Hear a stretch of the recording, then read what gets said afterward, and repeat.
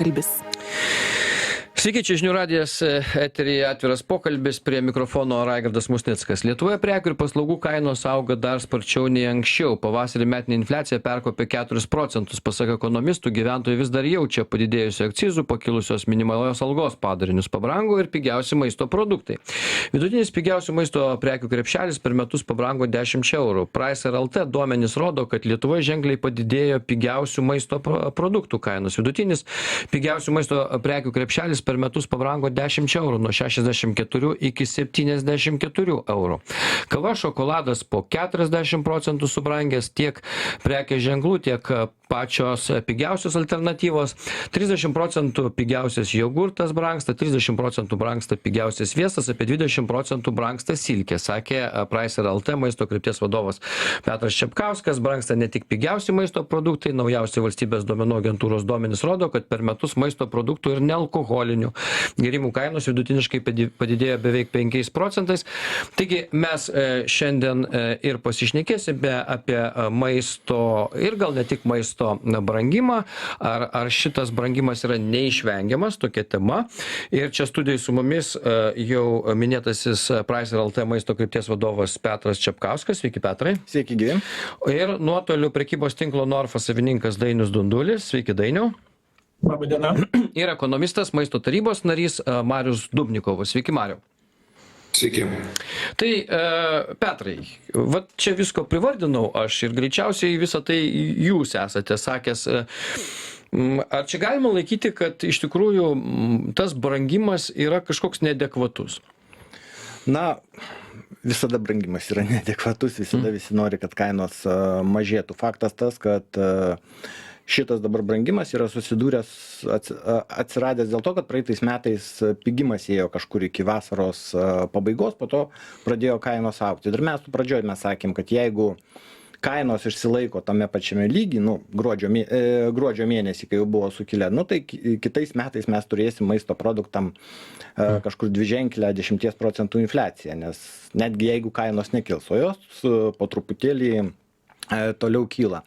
Jeigu kava, ten šokoladas, kuris ten derliaus dar yra suprantama, didesnį pavojų įžvelgiu, kad jau brangsta tokios labiau bazinės prekės, tarkim pigiausias aliejus irgi jau brangsta kažkur 30%. Tai bazinės prekės yra kitų prekių sudedamoji dalis ir tai paspartins ir konditeriją, ir majonezus, ir visas kitas iš to išvedamas prekes. Be abejo, ir tą pačią silkę, kuri dažniausiai aliejuje. Jeigu žiūrėti kažkokį krepšelį, apskritai, jeigu žiūrėti į vidurinę klasę, mes prieš laidą kalbėjome su jumis, sakėt, kad labiausiai yra skalpuojama, smaugiama vidurinė klasė per kainas. Kaip tai suprasti? Na, tai vienintelė klasė, kuri turi pakankamai pinigų tiek mokesčiam, tiek pirkti kažkokias brangesnės prekes. Jeigu mes šnekam dabar taip, šiuo metu brangsta labiau pigesnės prekės, tai, bet vis tiek, jeigu pasižiūrėt prieš tą brangimo piką, prekiniai ženklai, žinomos prekės, kurios yra labiau tikslinė auditorija, jiems yra vidurinė klasė, subrango 60%. Tai yra šitos prekės, jos, kai 22-23 buvo pats brangimo pikas, jos pašoko, 50-60% ir negrįžo atgal. Jeigu pigiosios prekės svyravo kartu su žaliavom šiek tiek, 23 pabaigoj, 24 pradžioj, tai žinomi prekių ženklai užšoko ir liko aukštam lygmenį. Todėl mes savo puslapį dažnai palyginam Vokietiją ir Lietuvą ir būtent žinomus prekių ženklus. Nes ir kaip vaizdas? Nu, ir vaizdas dvigubas, tarkime, šio ryto, tarkim, neipatingai strateginė prekė, bet guminukai Haribo, turbūt visi žino, Vokietijoje akcijos metu 79, Lietuvos vienam tinkle €99.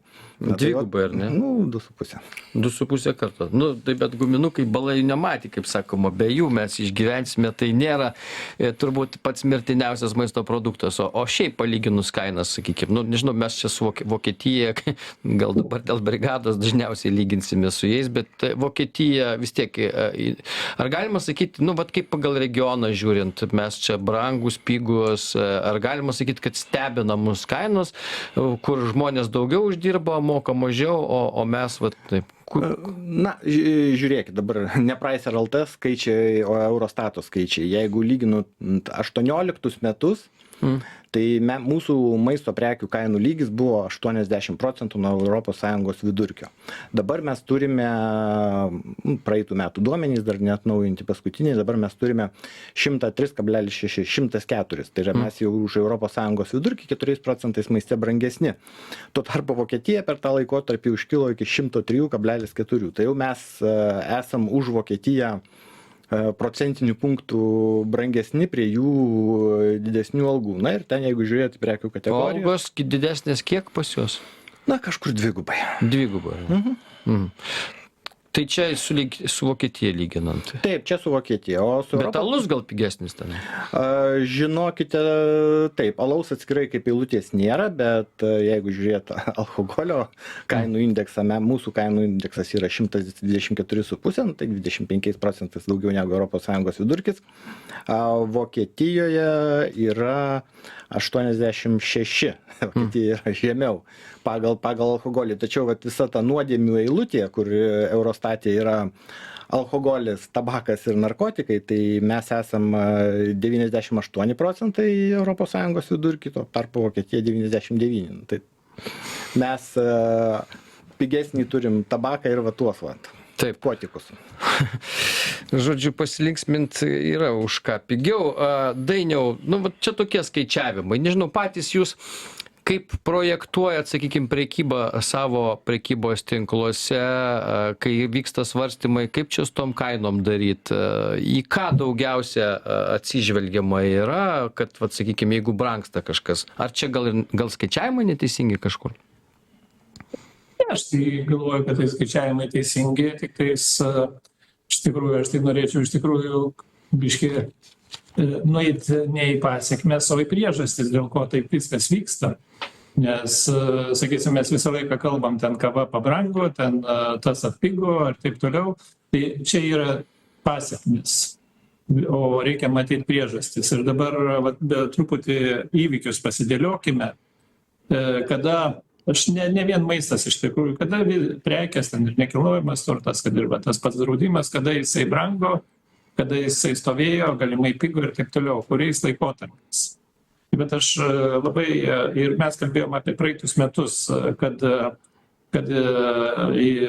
praktiškai prekės nebrango, arba netgi truputį pigo, arba stovėjo tam pačiam lygmenį. Tai aukštų palūkanų metu. Tada, kada į rinką yra neliejami pinigai. Šiuo metu į rinkas visos greičiausiai ES pradėjo vėl eiti papildomą pinigai. Kokiu principu, ar paskolų principu, ar tiesiog nulių prirašymu, aš aišku to neteiksiu, bet labai gerai, kad Marius dalyvauja, galbūt papasakos daugiau. Ir iš tikrųjų pinigų kiekis, kad ir Lietuvoje dėl skolinamų pinigų labai stipriai didėja. Ir, sakysim, bet kokiu atveju turi susilyginti pinigų kiekis su esamų prekių kiekiu. Jeigu tai nesusilygins, pasidarys deficitas. Ką, sakysim, mano gyvenime teko matyti.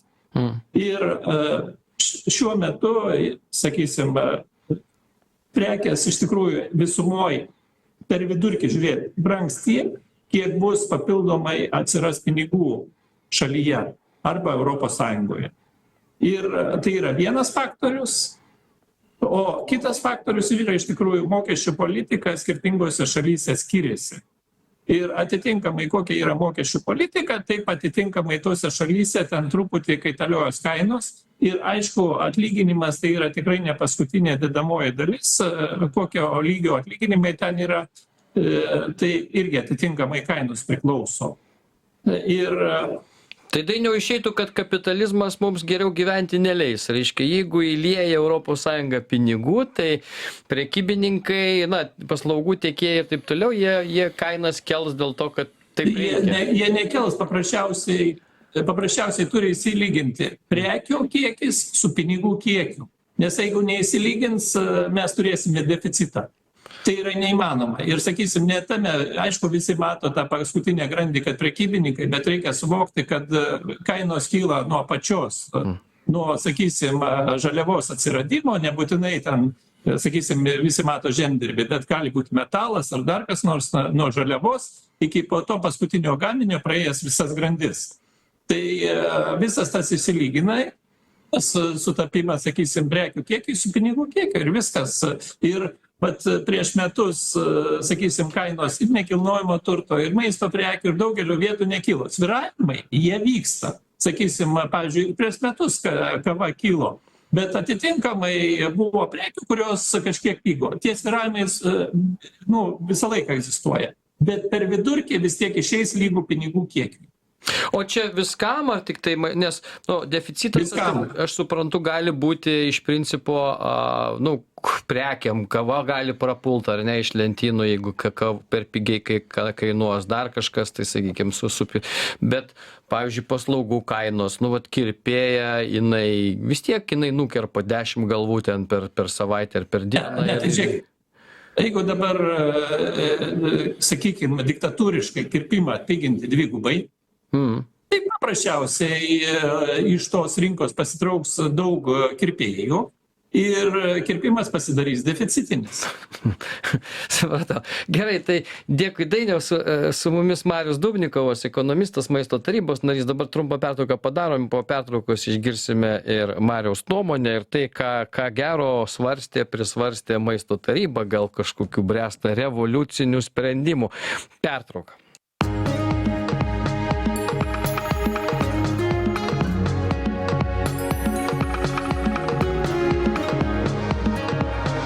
Atviras pokalbis.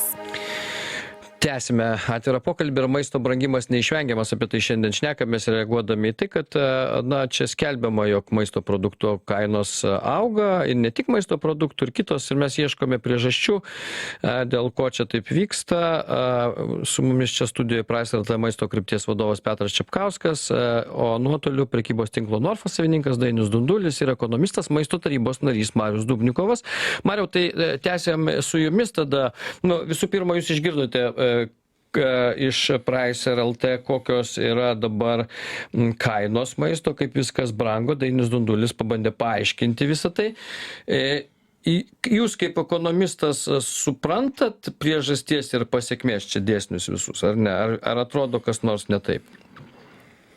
Man tai visi skaičiai susiveda. Tai prieš tai iš Pricer kolega, kai kalbėjo, tai yra tiesiog mūsų prekės pagaliau susivienodino, panašiai labai, ten 1 procentinis punktas čia nėra rodiklis, bet susivienodino iš esmės su Europos kainomis. Tai yra, mes esame Europa ir mūsų kainos yra ten, kur jos yra. Antras dalykas, iš tiesų... Bet keista, Mariau, jeigu ekonomika būtų mūsų, pavyzdžiui, ten, sakykime, nebūtų pasiekusi tiek, reiškia, lygio Europos Sąjungos, tai tada kainos būtų mažesnės. Kažkaip rezervo jas laikyti mažesnėmis galima turbūt, ar ne? Vis dėlto, Jo, bet ar jūs norėtumėt laikyti mažesnės kainas? To prasme, kaip pasakyti, paklausa ir pasiūla. Tai jeigu žinių radijas būtų pritvinkęs pinigais ir mokėtų milžinišką atlyginimą, sakykime, tai turbūt jūs labai su malonumu jį ir pasimtumėt. Jeigu būtų žinių radijas mažai pinigų turėtų ir mokėtų mažus atlyginimus, tada žiūrėtum, ar dalyvauti žinių radijuje dar apsimoka apskritai. Tai va tas balansas jis visą laiką yra. Bet grįžtant apie pinigus, iš tiesų, pavyzdžiui, ta pati minėta Vokietijoje šiais metais prognozuojamas atlyginimo augimas, aišku, jis didesnis negu pas mumis, gerokai didesnis, bet nepamirškime ir nekilnojamas turtas gerokai brangiau kainuoja ir visi kiti komponentai, ne maistas kainuoja irgi pakankamai riebiai. Tai paslaugos tame tarpe. Tai atlyginimas augimas Vokietijoje yra prognozuojamas 2,5 procentų. Tik tai. Pas mus šiais metais prognozuojama turbūt 8-9 procentai gali būti, kad mes kilsim, jeigu ir ne visus 10 įkočiosim per visą laiką. Per paskutinius 5 metus pensijos padidėjo 92 procentais. Per 5 metus atlyginimai padidėjo 70, bijau suklysti dabar skaičių, bet 3 kažkas tai procentų. Tai kai tokios pajamų augimai, natūralu, kad ir brangsta ir paslaugos, ir tada brangsta ir noras, sakykime, pasiimti dalį lėšų ir tame tarpe ir iš maisto grandinės visos ilgosios. Kitas dalykas, taip, Lietuvoje daugėja dar pinigų ir centrinio banko veiksmų. Tai paprasti skaičiai. Vidutinė paskola, tarkime, kažkur, praeitais metais buvo apie 100 000 eurų vidutinės šeimos. Tai palūkanos vien nuo 2024 metų sumažėjo jau 2 procentiniais punktais, kas reiškia, kad kiekvienoje šeimos kišenėje šiais metais lieka 2000 eurų papildomai pinigų, vien tik tai dėl centrinio banko veiksmų.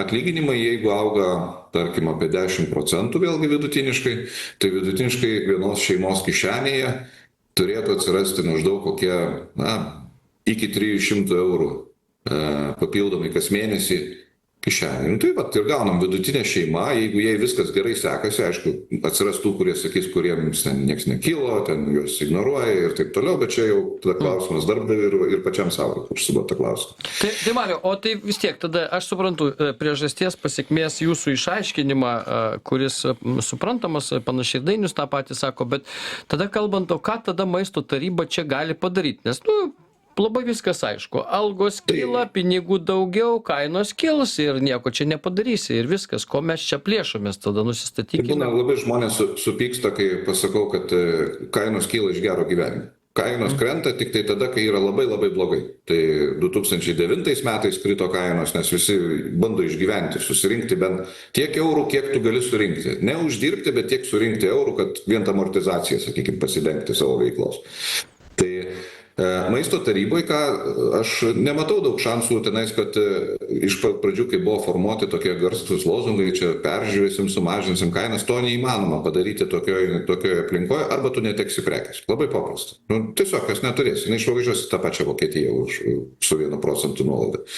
Tai dabar ką gali padaryti, tai iš tiesų ką daro, jeigu taip techniškai pažiūrėjus posėdžių metu, tai yra žiūri atskiras prekių grupės ir žiūri pagal duomenis, nes tikrai duomenų yra daug, žiūri kaip išsiskaido, kas yra grandinėje, kas kiek pasiema procentų. Ar nėra ten tokio grobiko, kuris čia viską susišluoja ir čia laisva pasilieka. rinka, Mariau, o kas yra monopolinės prekės kokios nors, ar kas čia galėtų būti? Ne, ir Kaip tenais nori, kas yra, Dundulis nori ant duonos užsidės 5 eurus ir kas jam?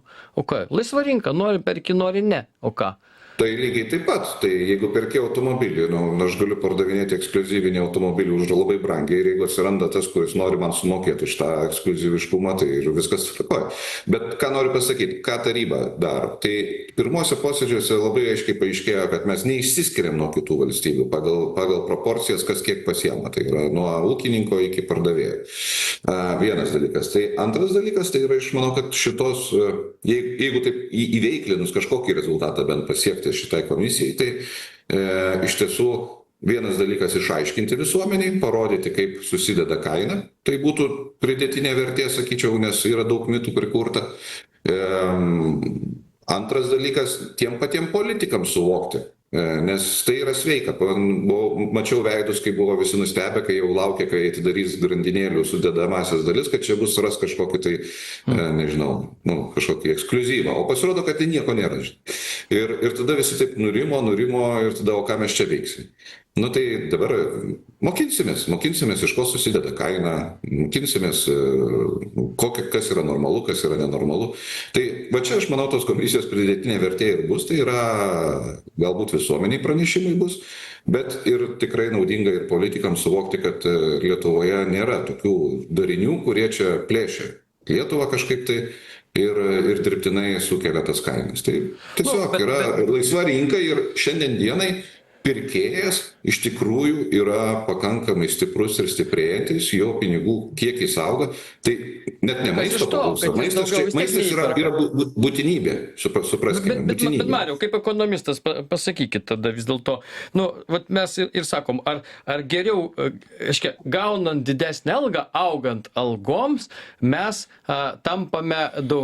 galime daugiau įpirkti. Jeigu automatiškai kyla, paskaičiavus maždaug panašių procentų maisto produktų kainos, paslaugų kainos, visko kainos ir tų pačių automobilių, tai vadinasi, nuo to kad mes daugiau uždirbam, negyvenam geriau, nes daugiau prekių įpirkti negalim. Negana to, už tą augančią algą dar visą laiką sako, kad tu turi dar daugiau dirbti. Ne, nesutinku. Tai didesnė alga, tai nepriklauso nuo daug didesnio darbo. Reikia protingiau dirbti visada, nes turtingos šalys dirba mažiau valandų negu lietuviai, kuris uždirba daugiau. Tai čia faktas.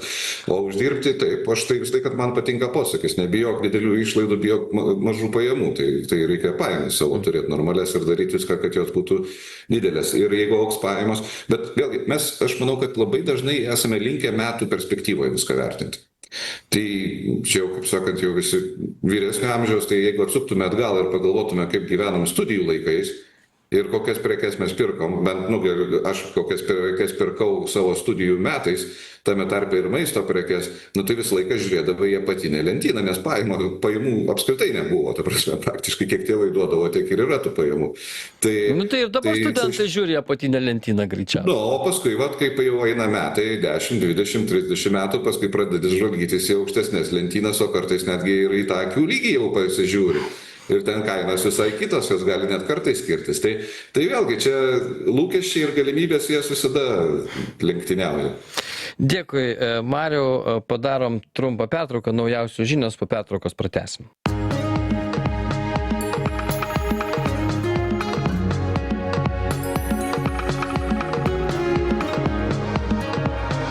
Atviras pokalbis. Tęsime atvirą pokalbį, ir maisto brangimas neišvengiamas.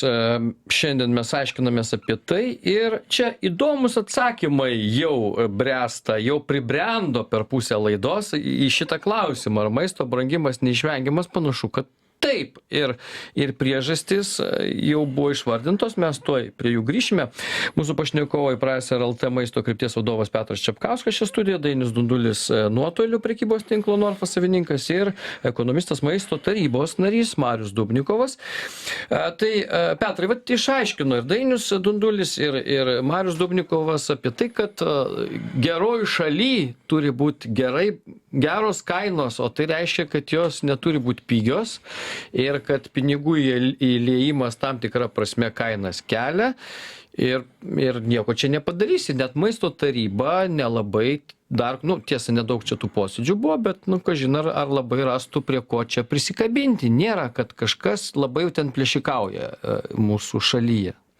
Tai aš turbūt pradėsiu nuo to, kiek anksčiau valgė. Tai pokario metais buvo populiari sriuba cibulinė, tai svogūnas, duona ir vanduo. Ir jeigu pasilygint tai, ką mes dabar valgom su cibulinė, tai progresas tikrai didelis. Ir aš su visais argumentais sutinku, kad taip, padidėjo pinigų kiekis, mes gyvenam geriausių laikų, kaip gyvenom.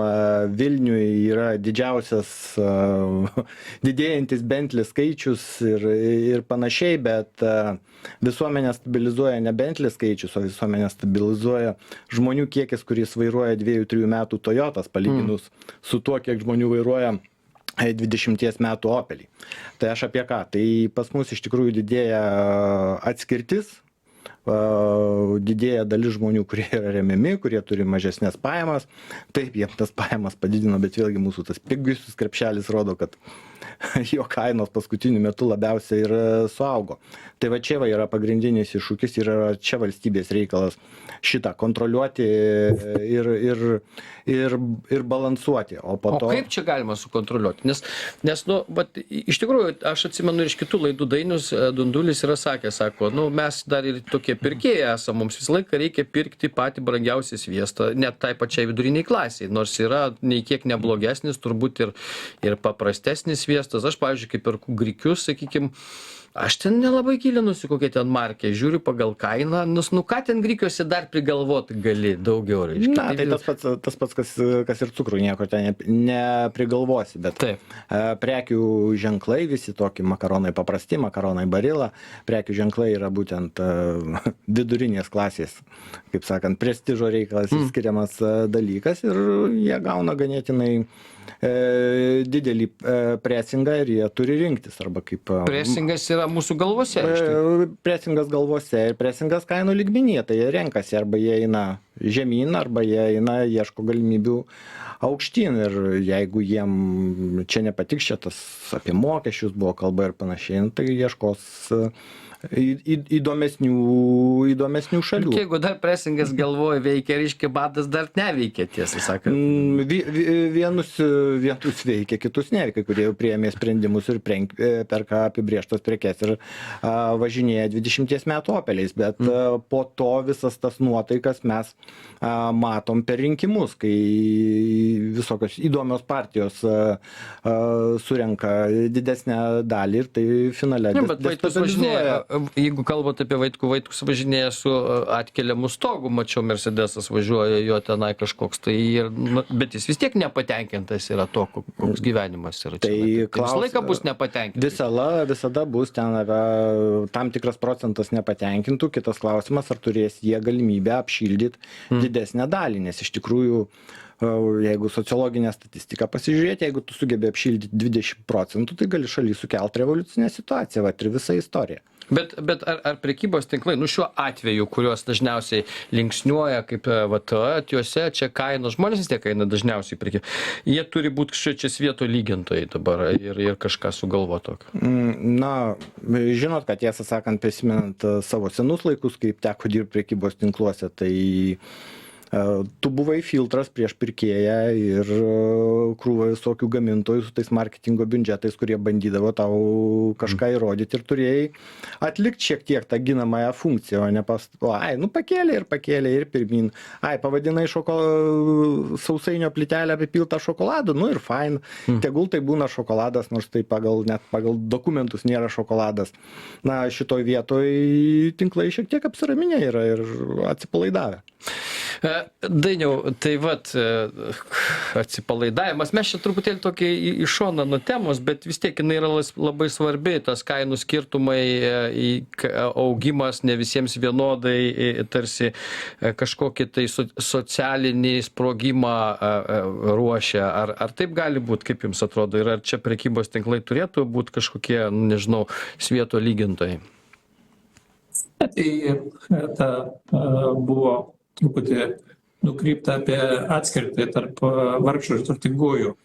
Tai, sakysim, teko girdėti, aš aišku patikrinti negaliu, kad Lietuvoje yra 6 kartai, o Europoje kai kuriuose šalyse, ar visoje negaliu atsakyti, 4 kartai. Tai man politikų labai keistoka. Žodžiu, toks reikia kažkaip tos turtinguosius, kaip pasakyti, biškį truputį nuskurtinti, ir tas atskirtis sumažės, bet mano nuomonė tai reiktų iš tikrųjų kitų kelių eiti, kad reikia, kad, sakysim, tie mažesnės pajamas gaunantis, tai čia dažniausiai pensinio amžiaus žmonės, kur tikrai priklausomi tik nuo valstybės, jie turi, sakysim, tas pajamas padidėti ir tą atskirtį mes sumažinsim, nes iš tikrųjų čia svarbiau, nes neikim gal į tuos tarybinius laikus, kai bent jau popieriuose turtingųjų tais laikais nebuvo. Tai, sakysim, man tai šiuo metu tai bandymas kažko pakartoti, lyg tai noras tuos tarybinius laikus. Bet jūs turite Dainiau prie lentynose pas save prekių, ten Marius sakė, kaip ten apatinės lentynos kažkokios, tose lentynose, kurios yra būtent šitai klasiai, skurdžiai gyvenančiai klasiai žmonių prekes. Ir sakykime, čia klausimas. Ir antras dalykas, jeigu tada valstybė kažkaip įsikištų, jinai įsikiša pensijų kėlimu, ten ir kitais dalykais, turbūt ir algų kėlimu viešajam sektoriui, ką gali pakelt. Ir tada, kai tik tai tos klasės pajamos pradeda didėti pensininkų ir jūsų ten toje apatiniai lentynoje pradeda kainos kilti. Ir vėl uždaras ratas. Iš tikrųjų, apatiniai toje lentynoje kainos, kaip taisyklė, yra tos privačios etiketės dažniausiai arba sakysim, iš tikrųjų kažkokiu būdu nuperkamos žemesnę kainą. Ir jos, kaip taisyklė, būna pardavinėjamos beveik be antkainių, kartais netgi nuostolį, būna įvairių situacijų. Iš tikrųjų, aš nesakau, kad visais atvejais, sakysim, praktiškai jos nenaudingos nei gamintojui, nei prekybininkui, sakysim, visai grandiniai. Tai Ir, bet Tai jos ne yra- savikaina pardavinėjat, ar kaip čia? Nu, įvairiai yra iš tikrųjų, gali būti su nedideliu procentu, gali būti sakysim, su nuliniu antkainiu, gali būti netgi nuostoliai, nuo situacijos priklauso.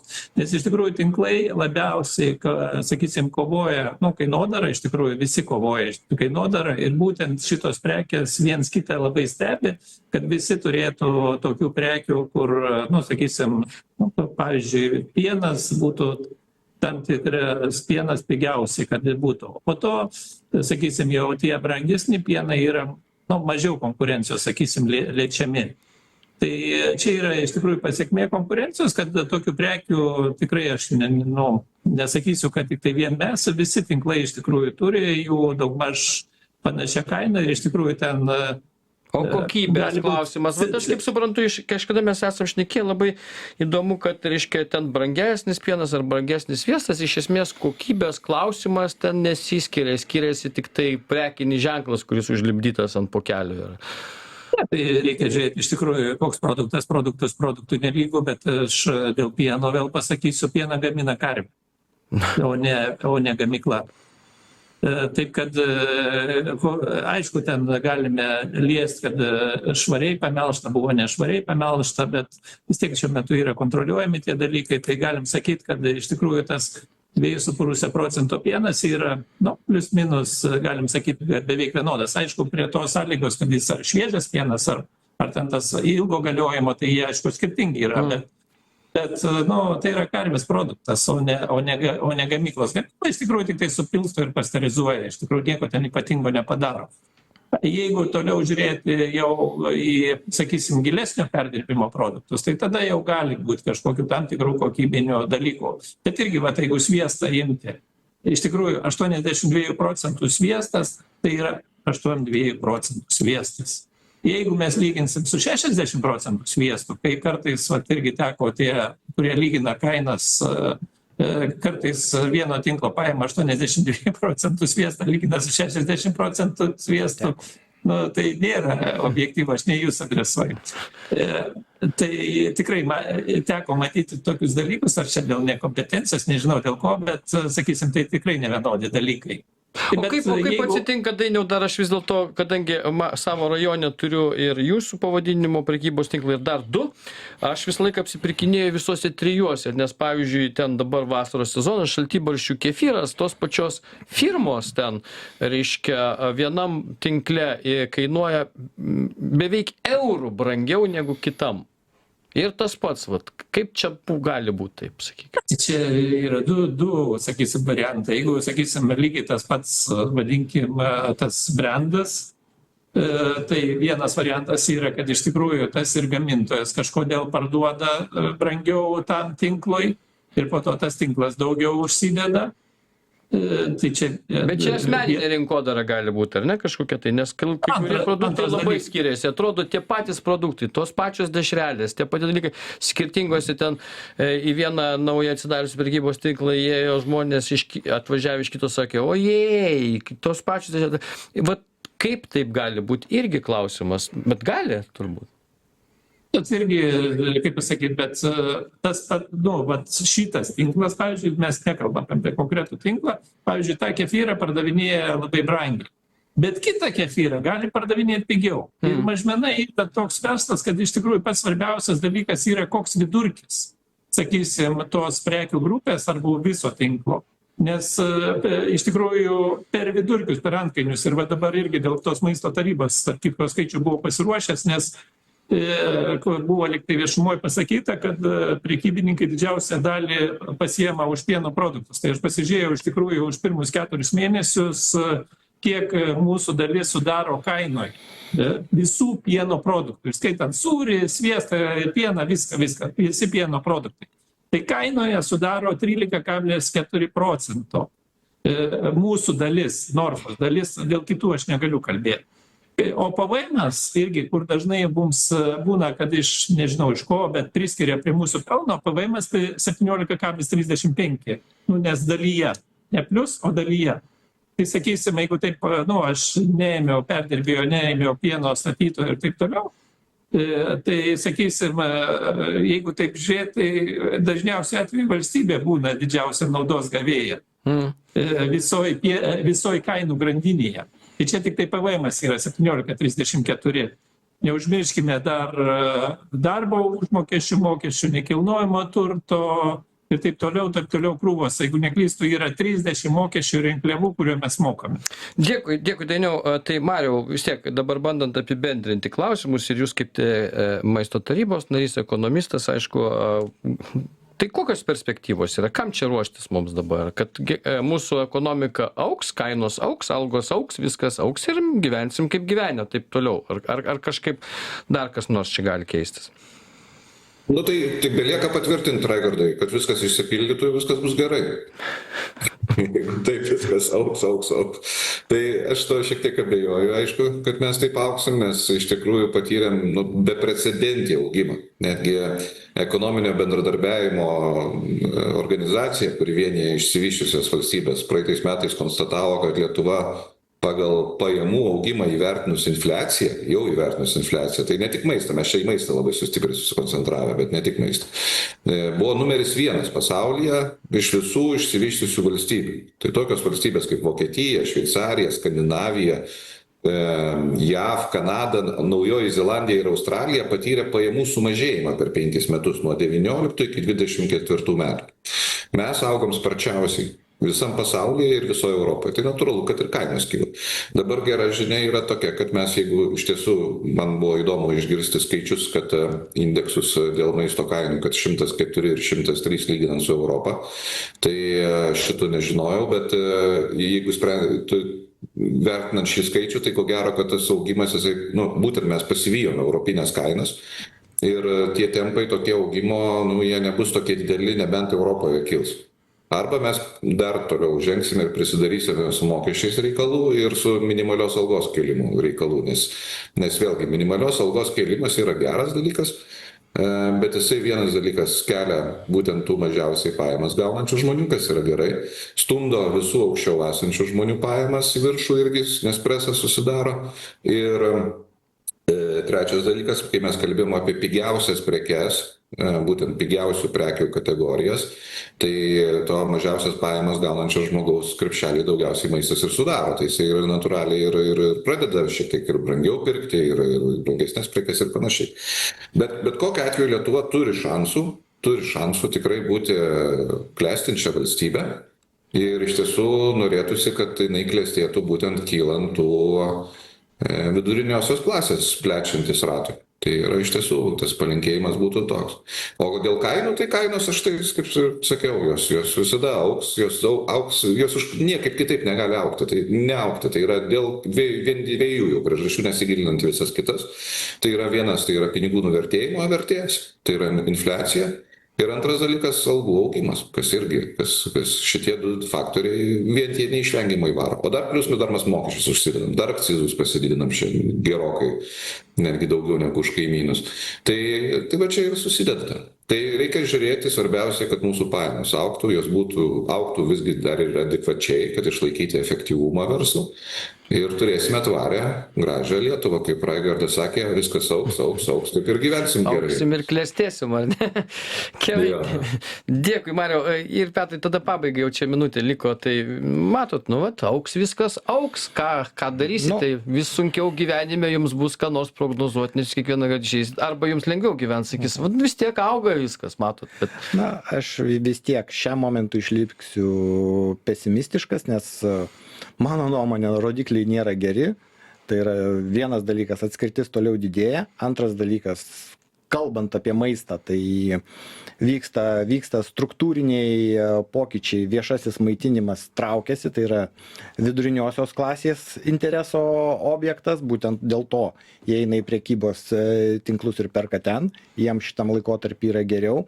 Kitas dalykas, visos mokesčių dabar reformos, kurios vyksta, taip, lyg tai su socialistiniu kvapeliu, taip, kad turtingus apmokestinsim ir panašiai, bet bijau, kad gausis taip, kad turtingieji susiras variantus, o reiškia mažai turinčius pajamas palaikysim, o visas krūvis klius tai viduriniai klasiai, kurie turėtų važinėti su Toyotom, o važinėti su 20 metų Opeliais. Žiūrėsim, sunku dabar dar kažką prognozuoti, viskas ateityje, kiekvieną dieną mes stebim, žiūrim, kalbam ir, kaip sakyt, iš to darom išvadas. Petras Čepkauskas, Dainius Dundulis ir Marius Dubnikovas šiandien buvo mūsų pašnekovai. Dėkui visiems, kas klausė, tai buvo atviras pokalbis, iki kitų kartų.